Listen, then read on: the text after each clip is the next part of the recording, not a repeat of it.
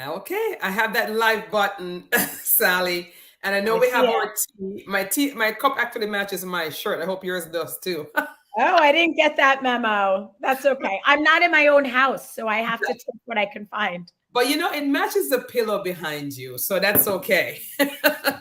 Well, Sally, I am so excited to have you here, and I'm not just saying that. I know that you were watching another tea talk. I forgot who was the guest. Melissa Berry, It was is that the fashionista? cancer fashionista, my dear friend Melissa. Melissa, and we connected in the chat about you coming on because Melissa mentioned about your dancing and I think it was a Netflix situation there with that. There So is a Netflix situation that is. so I want to that's going to be my high note at the end. Okay. But what I would love for you to do, because as I was reading through your bio and I'm thinking, what an accomplished woman. I'd like for you just to give us a little bit about your background, what you've been doing, and then we'll get to the cancer stories, which is what you just told me. Is that just one story? Stories. We'll get to that. But before that, I don't want us, when we talk about cancer, and especially as survivors, right? We don't want to be defined by cancer. 100%. Cancer is a big part of our journey, but we're not trying to make it be the identity, right? So I want to learn and hear about what you have been up to, and then we can go to the cancer story. So give us a bit about your background. I love that, and it's really a piece of my identity, or it's I talk more about how it's a piece of my story, Yes. and that makes a lot of sense. So I have and first of all, thank you for having me, and really thank you to Melissa, because I love how LinkedIn works, where it popped into my feed that she was live with you, and I tuned in, and what a fantastic conversation. Yes. I had a 20-year corporate strategy background and spent the second half of it really focused on DEI through a business lens. So I had been working at Time Warner, the parent of HBO, Warner Brothers, Turner, Time Inc. And we were really focused on how do we make the business case for diversity? And this was before DEI got nearly as much attention as it gets now. And arguably it could still get more. But what we ultimately did, my boss and I, we created an incubator called OneFifty, where we invested in storytellers in much the same way as a VC firm would invest in a startup or another company that needed funding, to really give storytellers who were doing awesome things like award-winning film at Sundance or Tribeca or play staged at the Public, giving them the seed capital to help them connect into traditional Hollywood, because we saw how hard it was to go from winning the jury prize at Sundance, for example, into a meeting at Warner Brothers or HBO. And Hollywood and many, many places, but my background is media. And this there's going to be a thread. You're going to see how this kind of then connects to my cancer journey. But really, there's a lot about who do you know? Mm-hmm. What access do you have? And so while our incubator was not exclusively a DEI incubator, it was meant to be representative of the broader population.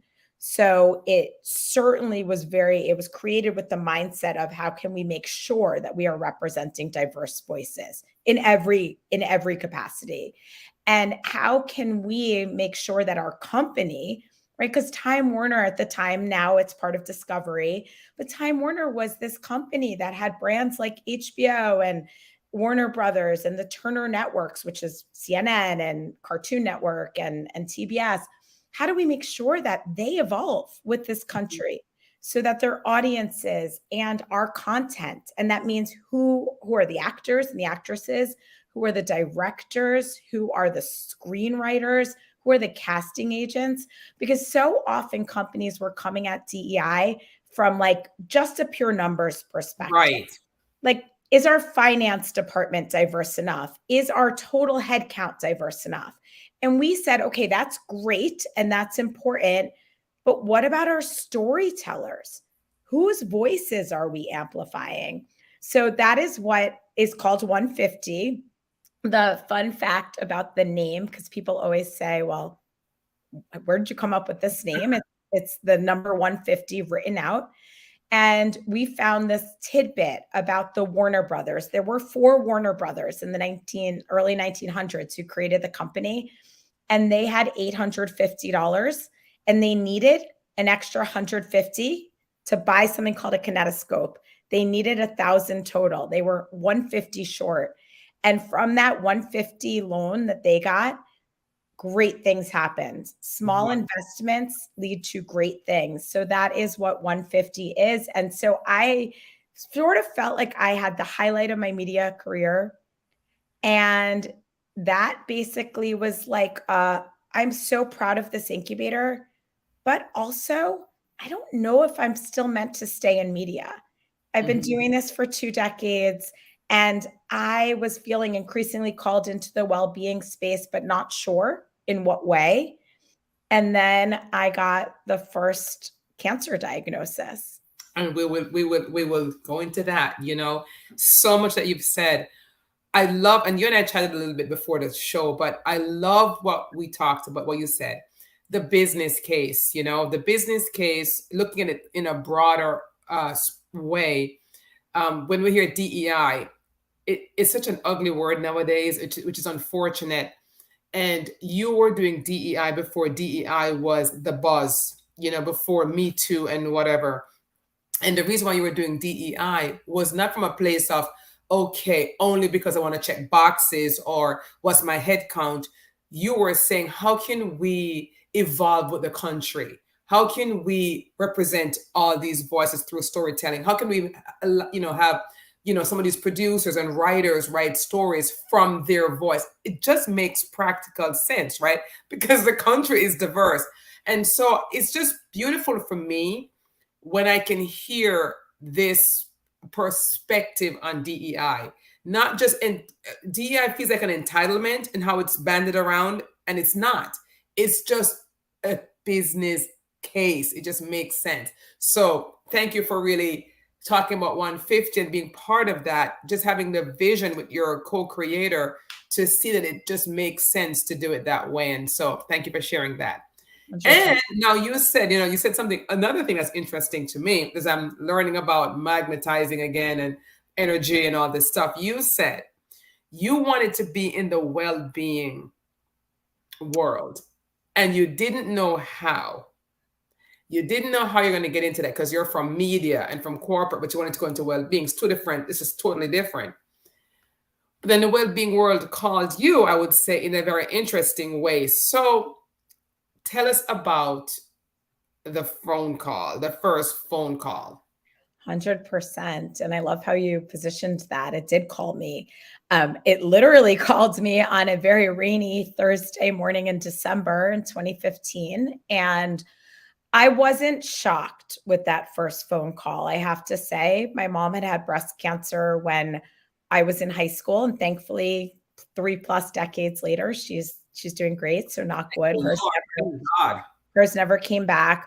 But I think there was something intuitively in me that knew this could always be a piece of my story too, even though we are negative for all the genes, like not only BRCA1, BRCA2, but like the 40 somewhat genes that they test for now. And so I was vigilantly getting screened since my early 30s. And when I was 40, I got that first phone call. And I had a palpable lump at that point. I love that dense breast tissue is getting so much more attention now, because from the very outset, my mom had also helped me. She had helped to navigate for me and taught me to advocate for myself. And so she had dense breast tissue as well. And for anyone listening who may not be familiar with this, dense breast tissue makes it very difficult to find breast cancer, even when there are big tumors or multiple tumors in a breast. And I was getting both a mammogram and a sonogram from the very beginning. And so I share this because I had a palpable lump. My mammogram was clean. I then got a sonogram, which showed something. I got that call that Thursday gray morning, very appropriately gray. It was like a movie scene. I just, knew I was on a train. And when I got that call, I, my head kind of went to the space of, okay, like all the things, right? The terror, the fear, the anxiety, all of it. But also, what a gift that I had my mom. Because I knew she went through this and she was okay. I also, in that moment, and we are on LinkedIn, so I love the personal professional connections, the both end that happen on LinkedIn. But I will say the very first person that I ended up emailing, I emailed a friend who I needed to like just know there was one friend in my corner. I didn't want to tell my family when I wasn't with them. But then I ended up speaking first on the phone to my boss, who was my co-creator of OneFifty, who was always, I'd worked with her for years. She was inspiring to me. And she knew what was going on for 2 weeks because I did not wait until the diagnosis to tell her. I actually brought her in as soon as there was a suspicious sonogram. And Lisa right away gave me the names of 2 surgeons to do consults with. Like, she was extraordinary. And so having that from the very first moment, and then going to my sister's apartment, and I remember sitting on her floor, making all the calls to get all the consults, and people were asking me for things like to fax them something. And I remember saying, it's 2015. Like, I don't have a fax. I'm not in an office right now. Can I send you a picture of my license? Can I do this? And it was the very first moment, you talk a lot about equity. And it was the very first moment. It was literally an hour into my diagnosis where I thought, wow, I have a boss who gave me the names of surgeons. I then realized I had a friend, a long lost acquaintance friend, who was an oncologist at Memorial Sloan, who I emailed. I didn't know she was on maternity leave. She got back to me right away. And she said, yeah, those are the same 2 surgeons' names I would give you. Let me help you get into Sloan way, way earlier than they're giving you the date that what they told you. And no, I didn't have a fax, but I am fluent in English. I am creative and can kind of figure things out. My boss's very first advice was, here's where your executive skills are going to come in handy. You have built all your executive skills for this moment of diagnosis. And she was right. And so I treated that early diagnosis almost like a work project. And there were all these moving parts and I handled them. And then I just had to sit back and wait for someone to get back to me. And I was with my sister, and at the time she had a newborn and also a 2-year-old. Kids are the best medicine. And auntie is like my favorite thing to be. So that's what I was doing while I was waiting. All right, time for you to sup your tea. So much you've said there. Let me just put something here. Great point about the dense breast, that people need to know the limitations of mammography. No screening technology is perfect, but you have to know and trust your body. So true. And I just want to just point out, reiterate that point. Same thing with me, Sally, with the dense breast. And like you, I've been doing the 2 screenings every year since I turned 40. And because of that reason that, as they say, they can't see it. And I want anyone who's watching, who hasn't had a mammogram, right, who's afraid, who doesn't know if their breasts are dense or not, to really, invest in your health. Because as Sally said, her mammogram was clean. It was clean. It means it didn't show up. And Wait, I have to tell you one more piece that I left out. So the mammogram was clean. The sonogram showed there was a tumor. One of my consults, the doctor said, as we were talking about different types of surgery, right? Lumpectomy, a nipple sparing mastectomy. And so she said, let's go do an MRI just to make sure we can see the full image. And when we did the MRI, we found a second tumor. So not only did the mammogram miss one, but there were actually 2 in there. So I cannot underscore enough the importance of really good screening, because, mammograms should not be the end all. I don't know why. I think, there's a lot that just happens. And until someone raises their hand and says, I don't actually think this is best, there's a lot that legacy prevails. Right. And I think things will change. Yes, so true. I think more influential voices, because let's face it, right? You know, I did a post recently, what is the face of cancer looks like? And, you know, look at your face, look at my face and all the other survivors, Melissa, the fashionista Mhm. face. What does our face look like? There's no one type of face. There's no one type of person. It affects anyone at any time, right? And, you know, and so, you know, you're going about your business and this thing calls you, taps you on the shoulder, and now you're in a different club. And something you said too, Sarah, you said, I mean, Sally, you said, um, you first understood about equity.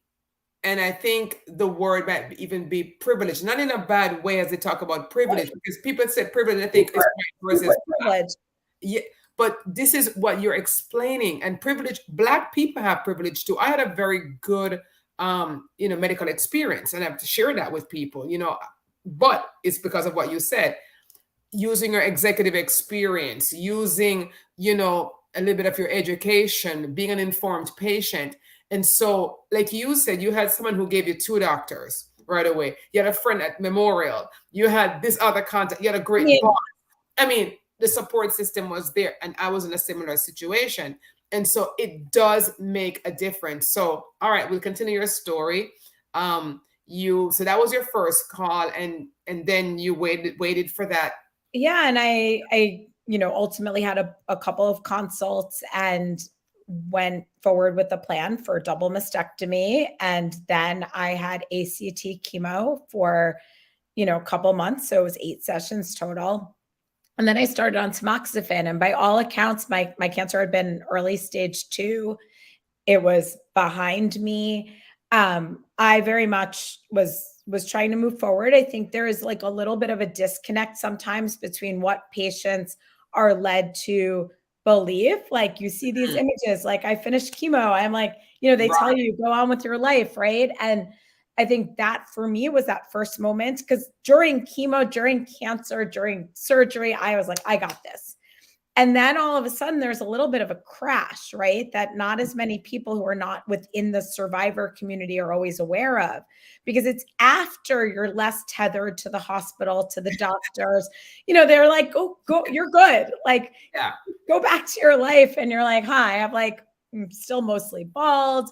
I am starting to figure out what is my life. I was in the process of leaving my job when I was diagnosed. So while I was able, my boss was incredibly good to me, and I was on disability on leave while I was going through treatment, I wasn't really sure what was next. I had had this idea for something in the well-being space, which I'll get to in a second.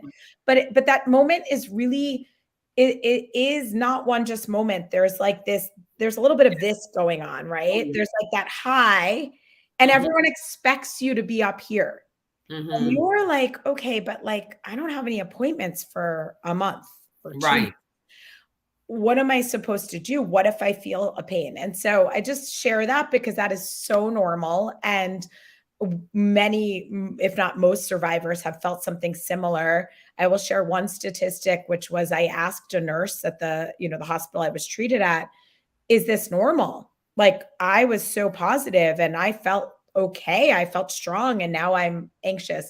She said 80% of people are more likely to struggle after treatment, emotionally and mentally, than during. So I just wanted to share that. Before you go further, I want to just I'm glad you're pointing out these key points and these key moments.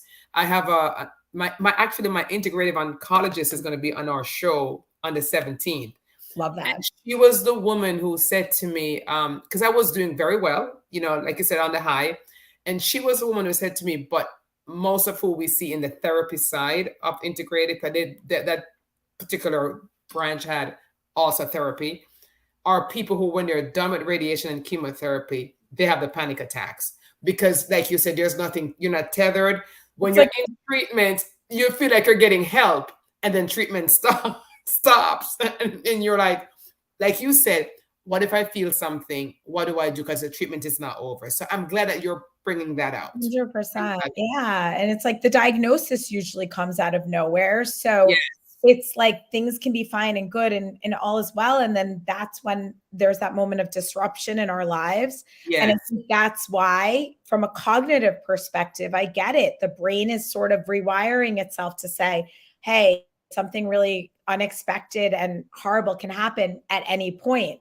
And our fight or flight brains, and I've now studied a lot of positive psychology. So evolutionarily, that mindset, that mentality helped us when we were not humans with a cognitive processing brain. And all of a sudden we are stuck in this mental loop. So at any rate, I kind of, did my best to go on my way. And I, a few months later, had felt a very subtle hip pain.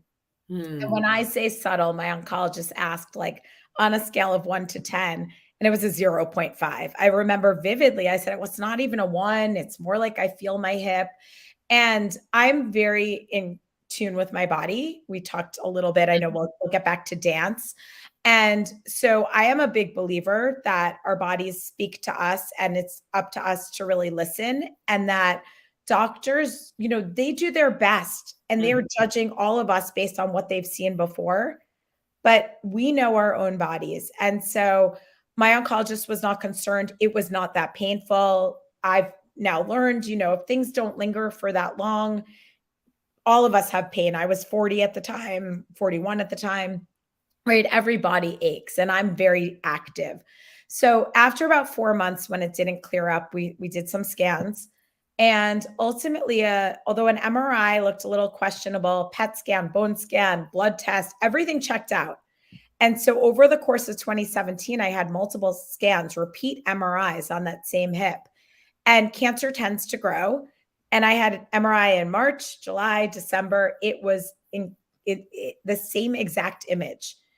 Didn't clear up, but everyone concluded, we're talking Mount Sinai, Memorial Sloan, top doctors, this is just your body. And the pain had cleared up. So it took me about a year or so year and a half after treatment to kind of feel like, okay, now I can move forward. Now I can really focus, because I felt like that hip thing was kind of hanging over my head. I was trying to start a company at the time, but at any rate, that was the cancer story. And then shortly after that all was done, my oncologist felt another lump in the same breast. And but you had a mastectomy, right? Double. I had a double mastectomy. Look, they got clean margins. They get 99.9% of the breast tissue. I actually do not think that my surgeon did anything wrong. I think that the reality is that 20 to 30%, actually, this stat is 20 to 30% of people who have survived an early stage breast cancer end up with a metastatic breast cancer, it is not metastatic when it recurs in the breast or locally. So I don't know what the stat is there, but I am not alone when I know that in my own body, I had a recurrence. It was in the same breast. It was actually pretty much in the same spot, which was like all the way on the side, almost like under the armpit. My oncologist felt it. And we then did a biopsy that came back positive for cancer. So that was the second phone call. And then a couple of days later, we did a full body PET scan, which lit up ever so slightly more than that PET I had about a year earlier. Now, here's what I want to highlight, because this is going back to that point about we all know our own bodies. I was then talking to two different hospitals at that point. I had 2 oncologists, which, by the way, I still have. I'm big on team building, and I have made it work. They are now professional friends. One of those institutions said, yeah, we've seen the PET. We still don't think it's cancer. We're not worried about it. The other place said, we've seen the PET. We also don't think it's cancer, but we think we can get to it with a machine-guided biopsy, basically, like, great, because it was a little spot in my bone. So let's do a biopsy and put your mind to rest. We did that biopsy. And that was the call that was the most unexpected. And like so many of us, I know exactly where I was. It was April 11th, 2018. I live in Manhattan, and I was like on 23rd Street, walking from 7th Avenue toward 5th. And I got that call, and I immediately started sobbing, because that hip that hip location of my breast cancer confirmed that it had metastasized. And that was the moment that I thought, okay, I got this the first time. The second time I had a lumpectomy. It was, I don't want to say just a lumpectomy, although my surgeon didn't think it was that big of a deal. But in my, right, like, because like it was quick surgery. But for me, that third call, that was the one that I thought, okay, here's where I don't know how I'll move forward. Because until that point, I really thought there were two possible outcomes of cancer. I thought you were cured or you died. I really thought that was the world that I knew, right? I had lost a very, very dear high school teacher to cancer shortly after I graduated from college. And I actually remember feeling so gutted in that moment because I had my mom's story before hers. And I naively, I was so young, I didn't think she would die. And then that same boss who was so incredible to me when I was sick, she was diagnosed with a pancreatic cancer. And she passed away the same week that I knew I had cancer again here. And then 2 days later, I had that PET scan that looked suspicious, but not that disconcerting.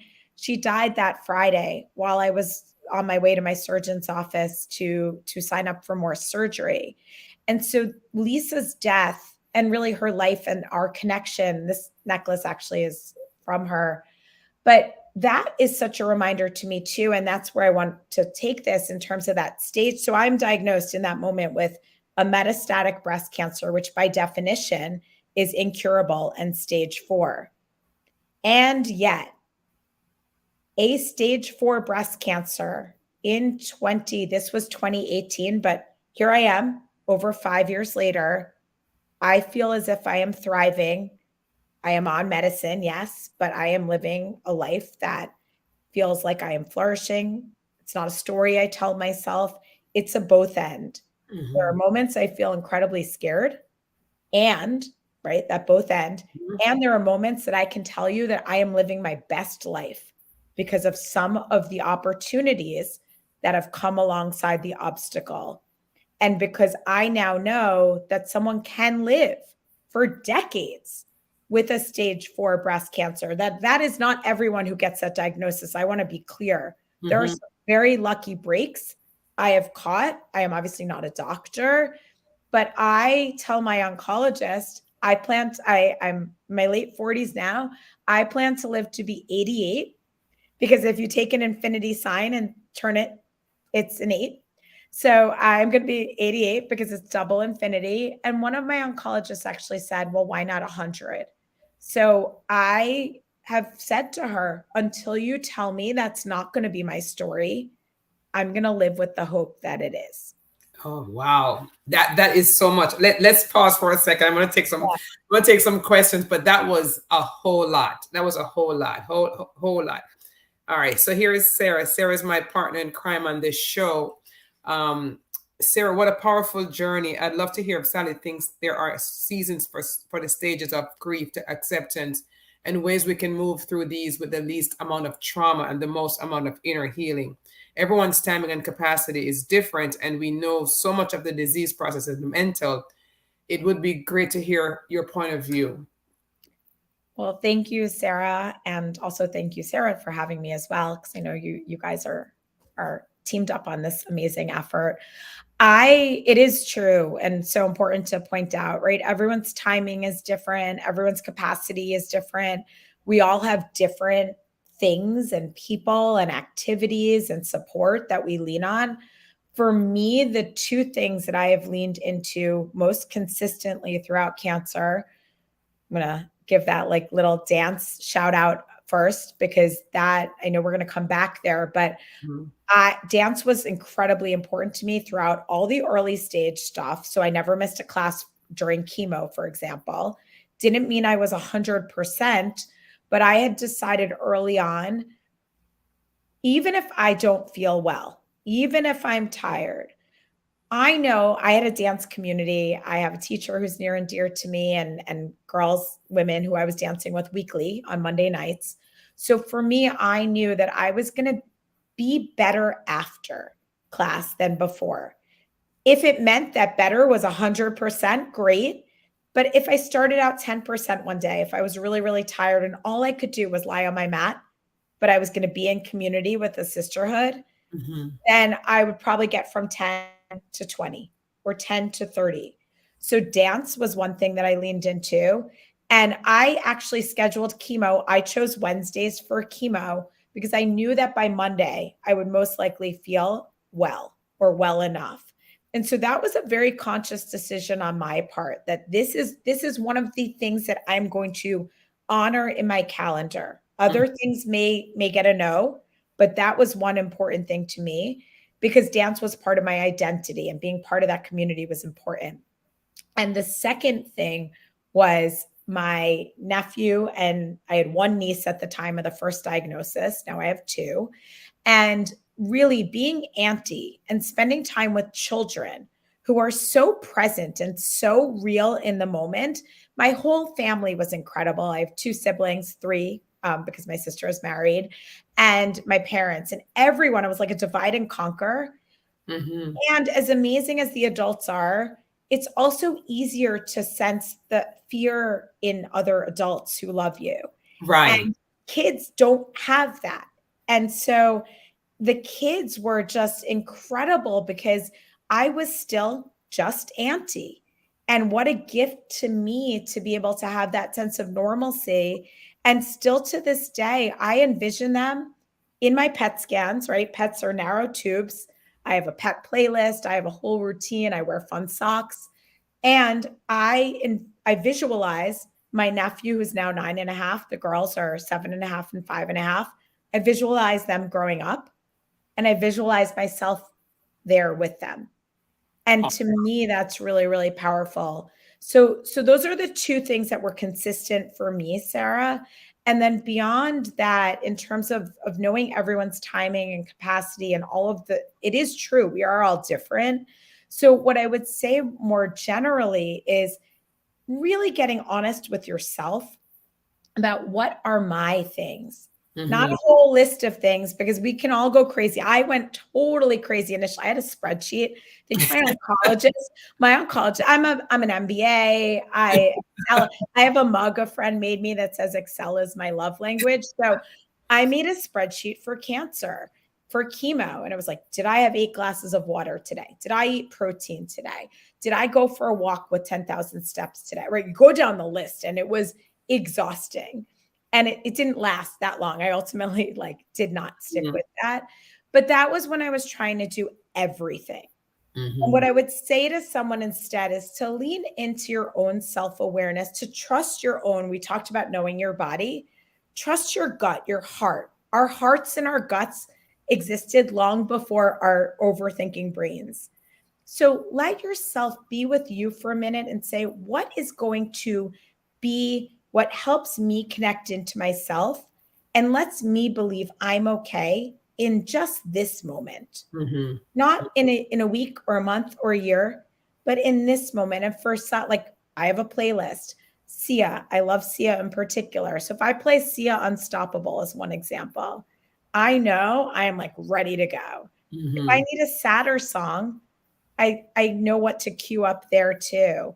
And letting yourself feel those tougher emotions. I don't like to say good or bad, right? Because a good right? We would label joy and inspiration and gratitude as good. A lot of people would say those are good. And then sadness and grief and anger. And Sarah's question has a lot of, grief, except grief is tougher, right? Those aren't bad. We are meant to feel that as humans. What I would say is I have grief for pieces of my life that will likely never, pieces of my dreams that likely will not be. I had frozen my eggs before cancer. I am unlikely to ever use them and become a mom. However, I don't think I would have the opportunity to be as hands-on as an auntie if I were a mom. I mean, I'm at my sister's house right now, taking care of the youngest for a week. The older two are at camp, and my sister and her husband are away. And I was so excited to be here. And so I can do that. And so that is a grief that I have. I'm still think about it. I still pay the rent on those eggs every year because I haven't quite said that dream is definitely not happening. And at the same time, I have come to acceptance of it because I've leaned into something else that may not have been. And so those are a few of my thoughts to Sarah's question.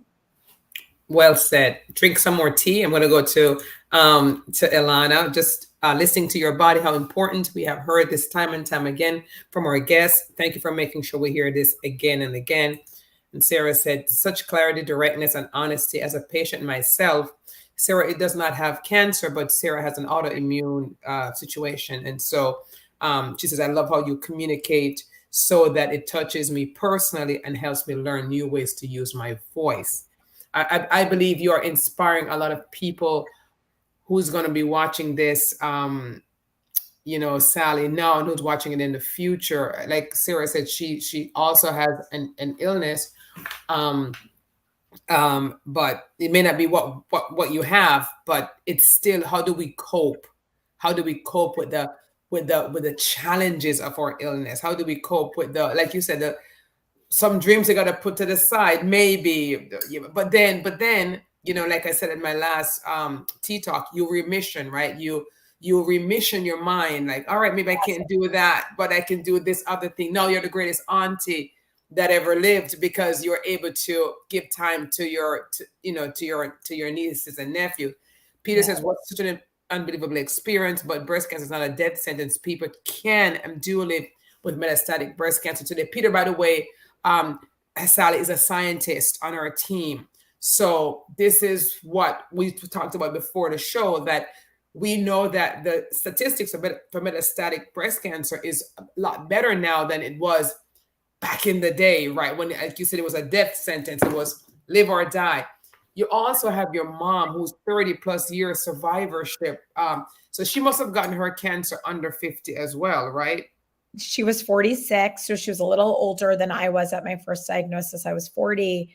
But yeah, she was diagnosed in 1989, and, you know, knock wood, she's been good. And we believe, I mean, I can't prove this, but we are Ashkenazi Jews. And so we believe that we probably have some gene that's not yet been identified. We also may not. But either way, she was diagnosed, and it was all, until my cancer came back, it was just like my mom's. It was exactly what my mom had. Just like I look like my mom, I actually do. And like, it was her cancer.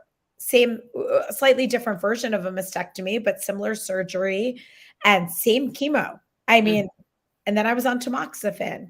And then the story changed. And that was the first moment that I really feel like, not that I didn't feel resilient the first go round, but in the 5 years since, this was the piece that, you know, arguably wasn't supposed to happen. I did all the right things. And I think that's part of the lesson to me here, that cancer has part of the opportunity. When I mentioned cancer has been both an obstacle and an opportunity, is I really do try to use my voice to help spread hope, understanding, you know, inspiration when I can, because I didn't see someone like me when I first learned my cancer had metastasized. And now I have several friends who are also thriving, but that's really scary because a lot of the messaging about breast cancer is tied to early stage disease and tied to early detection and cure.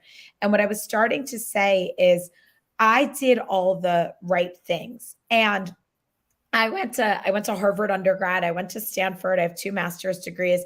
And I'm one of those people who was like very much taught, if you do the right things, if you get the right grades, you can get into this school. If you do well at work, you will get promoted, things like that. And so if you get screened for breast cancer, we are all led to believe you will catch it early and you will be cured. And here I was living this story. I was getting screened since my early 30s. I did all the things. I got the aggressive surgery, aggressive chemo, and I didn't do anything wrong. And my surgeon didn't do anything wrong. And my oncologist didn't. Luck is a piece of this. And we don't question. I don't believe we question the good luck in our lives.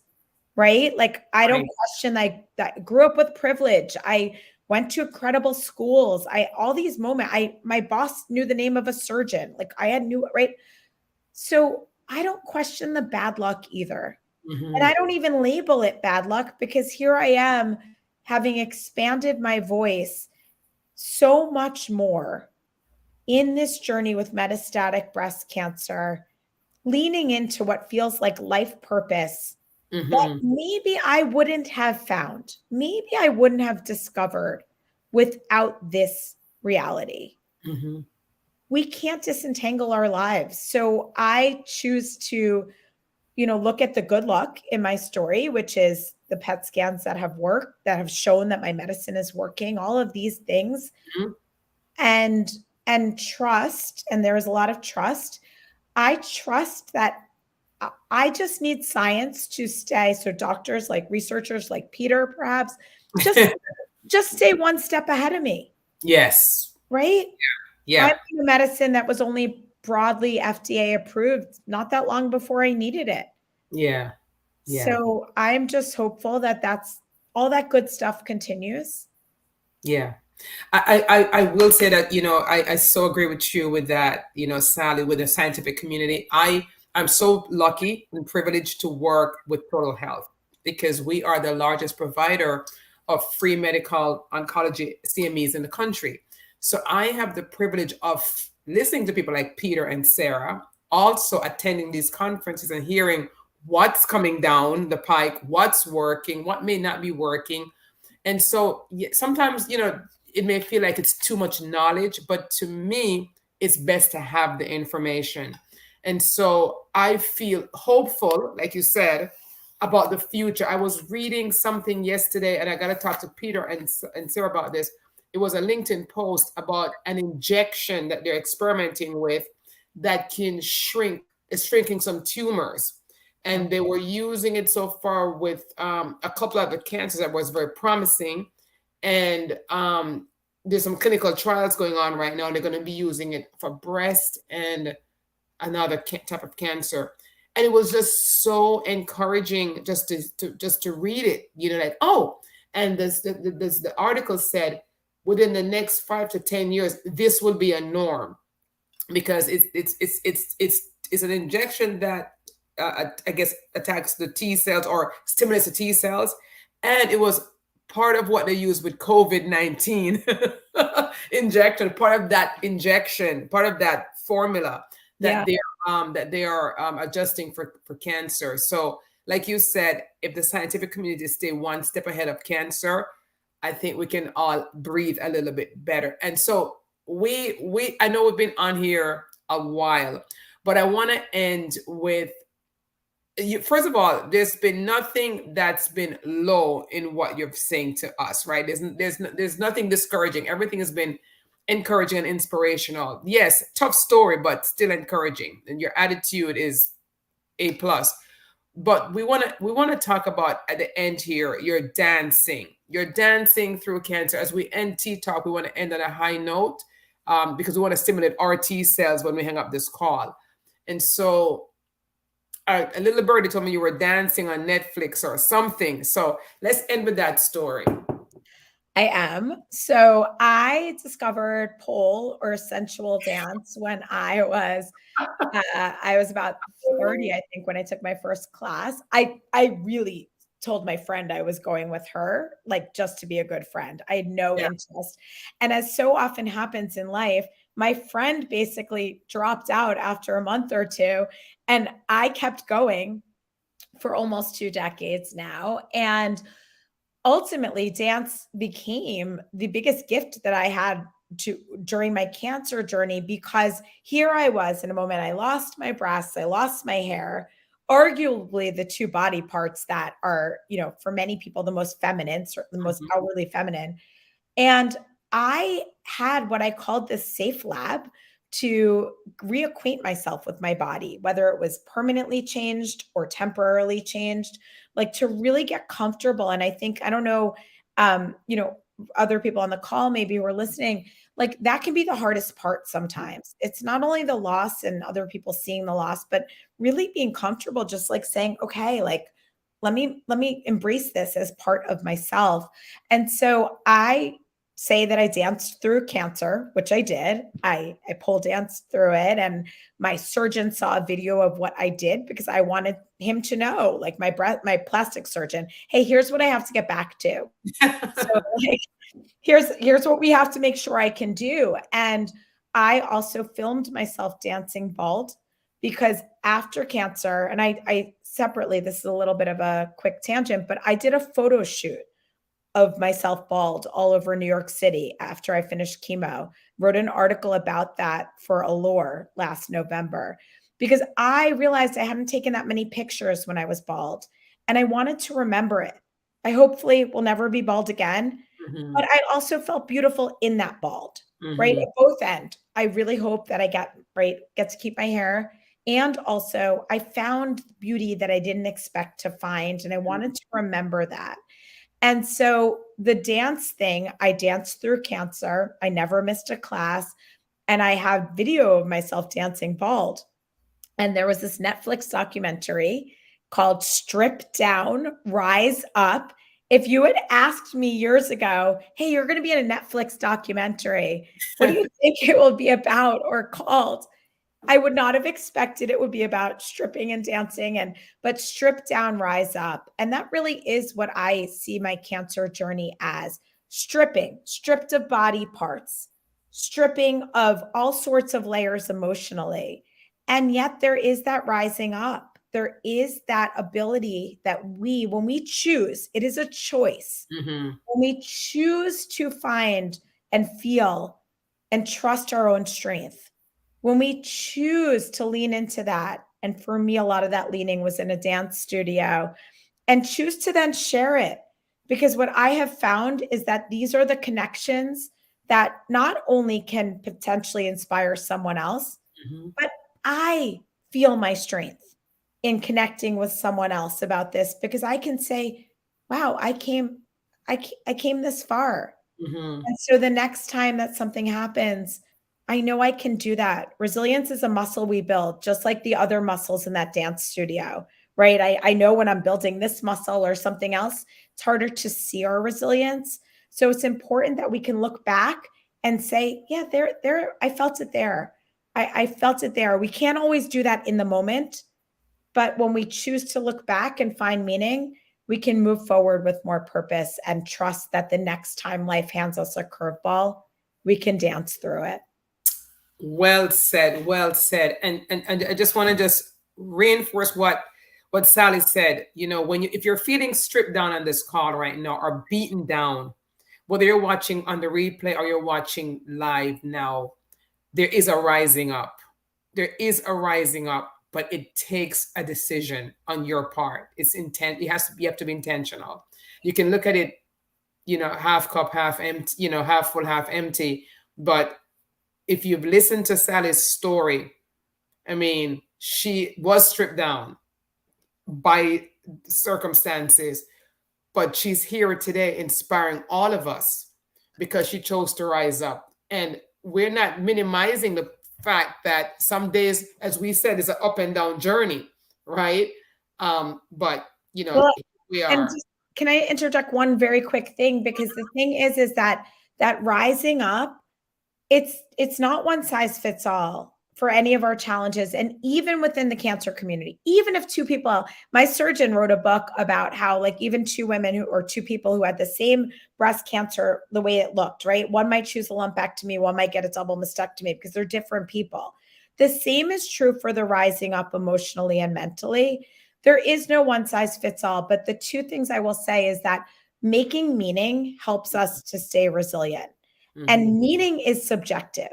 And the beauty of that is that the meaning that I make, for example, about using my voice, or I've created a well-being company where I work with companies and their executives about employee flourishing, the meaning that I make from cancer and the meaning someone else makes, right? You, Sharon, or anyone else, doesn't have to be the same. It won't be, because we're different people, but it has to be authentic to you. And authentic, that's subjective. So that, if anything I said doesn't resonate, that's okay. You don't have to go dance. You don't have to go be an auntie if you're not. just figure out what can you lean into that really lights you up. I like to talk about lighting up from the inside out, because what works for you in regular life can be a superpower during cancer. Amen to that.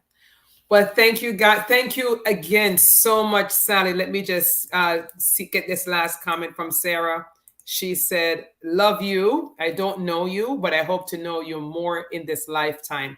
Sending you so much healing, loving, and safe energy. Sally Wolf, you are a star. And I concur. So, Sally, it was so wonderful that you were able to spend some time with us. And I know we didn't even get into some of this stuff. I may have to have you back because Peter and Sarah would want to hear this part about that one of your medicines. We're not going to go into it because we don't have the time, but one of her medicines really affected her bones. And so Sally just came out of surgery not too long ago, still on crutches, but she's doing well. And, you know, she wants to talk about that in her advocacy work, about how there need to be a better warnings maybe about some of these medicines, because it's, you know, they're minimizing the risks because doctors aren't seeing it often enough in their individual practices. But when Sally did when she did her research, there were far more women having the same issues she had based on this particular medicine's side effects. So we may have to bring you back on to talk about that. Part two. So thank you guys for watching, and we will see you guys back here on Wednesday. Take care. Not you, Sally. I'm going to chat with you a little bit. Take care, everybody else.